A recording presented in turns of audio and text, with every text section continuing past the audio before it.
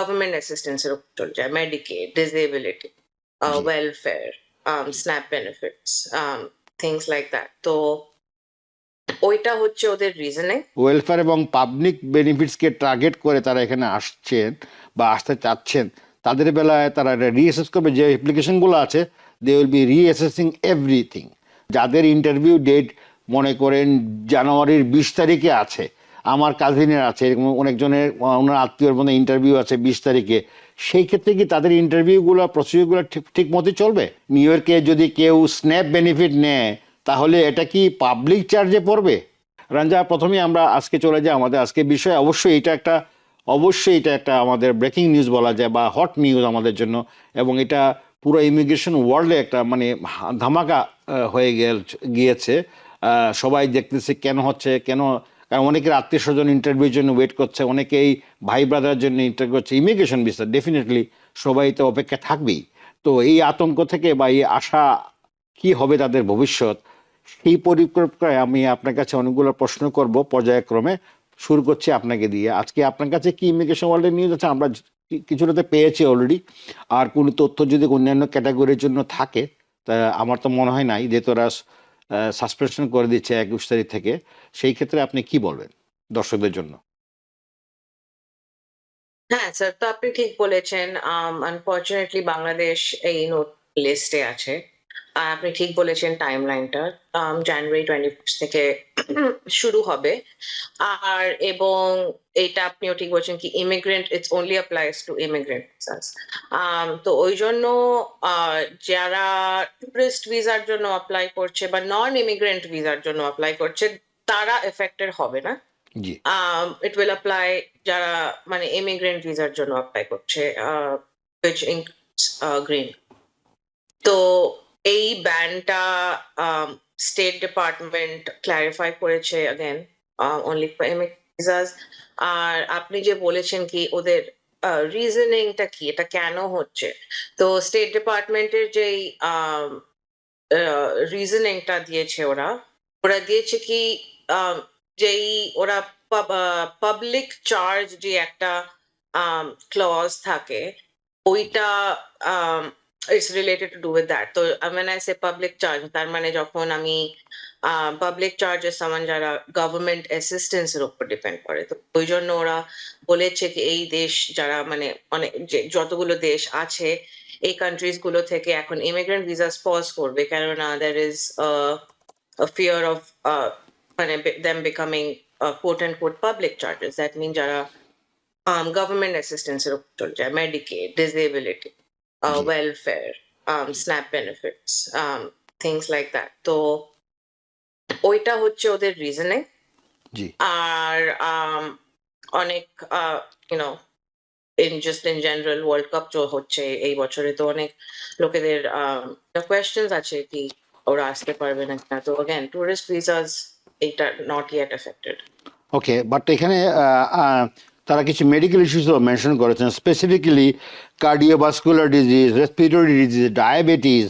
So এদের ক্ষেত্রেও তো এই সমস্যাগুলো হতে পারে যাদের এইগুলো আছে, এবং তারা ক্লিয়ারলি, আমি দেখলাম যে ওয়েবসাইট লেখা আছে, reassess immigration processing procedures to prevent the entry of foreign nationals who would take welfare and public benefits. Clearly তারা বেনিফিট, যারা ওয়েলফেয়ার এবং পাবলিক বেনিফিটসকে টার্গেট করে তারা এখানে আসছেন বা আসতে চাচ্ছেন, তাদের বেলায় তারা রিঅ্যাসেস করবে যে অ্যাপ্লিকেশনগুলো আছে, দে উইল বি রিঅ্যাসেসিং এভরিথিং।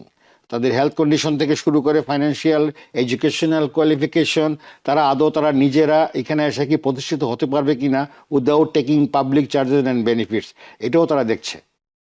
হ্যাঁ, তো স্যার আপনি যে কার্ডিওভাস্কুলার মানে মেডিকেল ইস্যুস গুলো বললেন, that actually page into public assistance, right? Right right right কেননা আপনার যদি হেলথ কন্ডিশন থাকে আর একটু বেশি, আরো চান্স আছে আপনার কি you will have to go on Medicaid or something like that, you will need government assistance. কেননা লাইফ মানে মেডিকেল ইস্যু শুধু ওইটা না, মানে আপনার লাইভলিহুডও এফেক্ট করে। তো ওই জন্য that is the actually green card যখন অ্যাপ্লাই করে লোকেরা, জি তখন একটা ক্লজ থাকে জি কি ইউ আর সাবজেক্ট টু মানে একটা পাবলিক চার্জ, কি আপনি পাবলিক চার্জ হবে না। ওই জি জন্য আপনি যখন আমরা লোকেরা গ্রিন কার্ড যখন অ্যাপ্লাই করে, তখন একটা অ্যাফিডেভিট অফ সাপোর্ট ওরা দেয় স্পন্সর যেটা, জি, জি, জি, হ্যাঁ ওইটা ওই স্পন্সরটা দিয়ে ওরা বলছে কি দেখো আমি নিজেকে সাপোর্ট করতে পারি। জি, হ্যাঁ, তো ওই যখন ওইটা করে লোকেরা তারপরে ওয়েলফেয়ারে চলে যায়, সো দ্যাট আই গেস ওইটা ওদের রিজনেই কি ওরা স্টপ করতে চাইছে আর কি। মানে আপনি যেটা বলছেন থার্ড পার্টি যিনি তার ভাই হতে পারে, তার আত্মীয় হতে পারে, যিনি তাকে স্পন্সর করছেন, he will take the responsibility for this people who will come to USA, আপনি সেটাই বলছেন না? ইউজুয়াল মানে that is how it is, যখন গ্রিন কার্ড অ্যাপ্লাই করে তখন একটা অ্যাফিডেভিট অফ সাপোর্ট জি, জি, বলে ফর্ম 864 জি, জি, বলে, জি, ওইটা একটা সাবমিট করা হয়, কিন্তু enforcing that is very difficult. জি, মানে কারোর একটা ইউএস সিটিজেন ভাই বা বোনের পেছনে যাওয়া, ইট ইজ নট পসিবল কি তুমি কেন পয়সা দাওনি তোমার রিলেটিভকে, ইটস নট প্র্যাকটিক্যাল। ওই জন্য ওইটা বন্ধ করার জন্য ওরা আগে থেকেই বন্ধ মানে প্রসেসটা ব্যান করে ওরা I guess trying to find out better procedures to make sure কি এটা হয় না।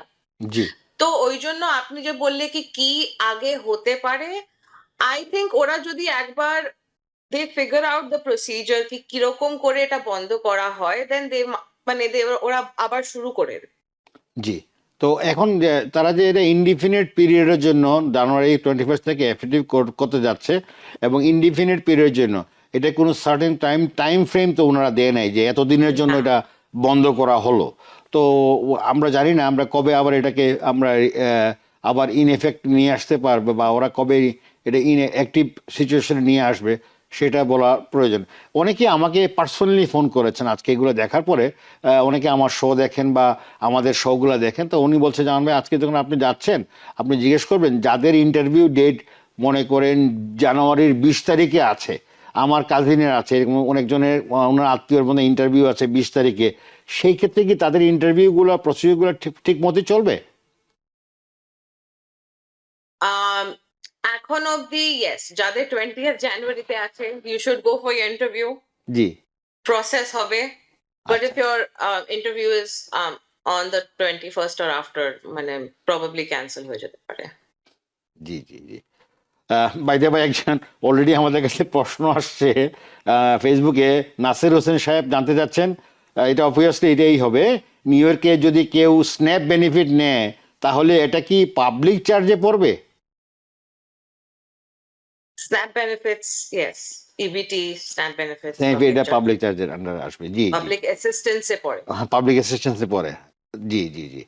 আর সবচেয়ে যে যে আরটি সবচেয়ে সবচেয়ে যে কথাগুলো আমরা যে বলছিলাম যে এই আজকের এই যে সাসপেনশন নোটিশ বা এই যে স্থগিত নোটিশ বলি আমরা যদি বাংলায় বলি স্টেট ডিপার্টমেন্টের কাছ থেকে, তো আমরা তো এখন টোটালি আমরা জানি না যে how long it will be stop like that. আর যে ইস্যুগুলো ওনারা কনসার্ন জানিয়েছেন যে তাদের এই বিষয়গুলো আপনিও বললেন আমিও বললাম যে পাবলিক বেনিফিটসের আন্ডারে যেগুলো পড়ে, এবং মেজরিটির ক্ষেত্রে দেখা যাচ্ছে যে এই ধরনের কোনো কিছু হলে তারা এটা এখন দেখছে এবং তারা ক্লিয়ারলি বলছে তারা দে উইল রিঅ্যাসেস, মানে তার মানে কি তারা পুনরায় সব কিছু ভালো করে ফাইলিং প্রসিজিওর সব কিছু তারা পুঙ্খানুপুঙ্খরূপে তারা এটাকে দেখবে, স্ক্রুটিনি করবে, দেন দে উইল ডিসাইড ওয়েদার আপনারা এই ভিসার জন্য আপনারা কি যোগ্য না। ঠিক ঠিক ঠিক বলেছি কিনা আমি, আমাকে আপনি কারেকশন করবেন অ্যাটর্নি রাঞ্জা। হ্যাঁ, আমার মনে হয় ইন্টারনাল চেক গুলো অনেক চেঞ্জ করবে। মানে ভেতরের যে পলিসি গুলো হয় কিরম ভাবে চেক করতে হয় কি, মানে the likelihood of someone going on public charge হয়তো ওইসব গুলো ওরা আরো স্ট্রিনজেন্ট করে দেবে।